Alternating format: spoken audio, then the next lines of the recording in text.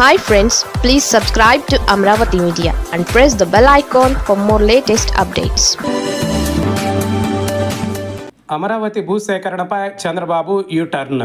రాజధాని అమరావతి కేంద్రంగా కీలక పరిణామాలు చోటు చేసుకుంటున్నాయి. నిర్మాణ పనులను ప్రారంభించిన సిఆర్డీఏ రెండో విడత భూ సమీకరణపైన కసరత్తు ప్రారంభించింది. ప్రభుత్వం రాజధాని విస్తరణ, భారీ ప్రణాళికలతో రెండో విడత భూ సమీకరణ చేయాలని భావించింది.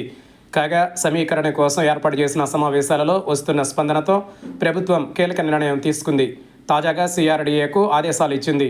వచ్చే సంక్రాంతి నాటికి అమరావతిలో తొలి గృహ ప్రవేశాల ముహూర్తంగా నిర్ణయించింది. అమరావతి రెండవ విడత భూ సమీకరణ పైన భిన్నాభిప్రాయాలు వ్యక్తమవుతున్నాయి. దీంతో తాజాగా ప్రభుత్వం సిఆర్డీఏకు కీలక ఆదేశాలు ఇచ్చింది. భూ సమీకరణ విషయంలో హడావిడి వద్దని స్పష్టం చేసింది. తాజాగా జరిగిన మంత్రివర్గ సమావేశంలో రెండవ విడత భూ సమీకరణ, స్థానికంగా వస్తున్న స్పందనపైన చర్చ జరిగింది. దీంతో ఈ విషయంపైన పునరాలోచన చేయాలనే అభిప్రాయం వ్యక్తమైంది. మొత్తంగా వెనక్కి వెళ్లకుండా ప్రస్తుతానికి కొంతవరకు మాత్రమే పరిమితం చేయాలనే ఆలోచనపైన చర్చ జరిగిందని సమాచారం. మొదటి దశలో భూములు ఇచ్చిన రైతుల సమస్యలు ఇంకా అపరిష్కృతంగా ఉండడంపై, రెండవ దశలో భూములు ఇవ్వాల్సిన రైతుల్లో అసంతృప్తి వ్యక్తమవుతోంది. ఈ పరిస్థితులలో సమీకరణకు ముందుకు వెళితే రాజకీయంగా నష్టం జరిగే అవకాశం ఉందని ప్రభుత్వంలోని ముఖ్యులు భావిస్తున్నారు. కాగా ప్రభుత్వ ప్రణాళికలు ఏంటనే అంశాలపై అవగాహన కల్పించకపోవడం, హడావిడిగా గ్రామ సభల నిర్వహణతో ఆగ్రహం వస్తున్నట్లు గుర్తించారు. దీంతో రెండవ దశ భూ సమీకరణపై మంత్రుల కమిటీని నియమించి పూర్తి స్థాయిలో అధ్యయనం చేసిన తరువాతే రైతులను ఒప్పించి ముందుకు అడుగు వేయాలని ప్రభుత్వం భావిస్తోంది.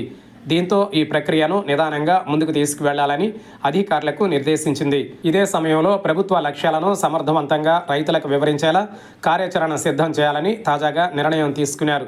ఇక అవసరమైన భూమి విషయంలోనూ కసరత్తు జరుగుతోంది. ప్రభుత్వం అమరావతి కేంద్రంగా రెండో విడత భూ సమీకరణ చేయడం ద్వారా భూముల్లో గ్రీన్ఫీల్డ్ ఎయిర్పోర్టుతో పాటు smart industrial city, sports city వంటి వాటిని నిర్మించాలనేది తాజా ఆలోచన.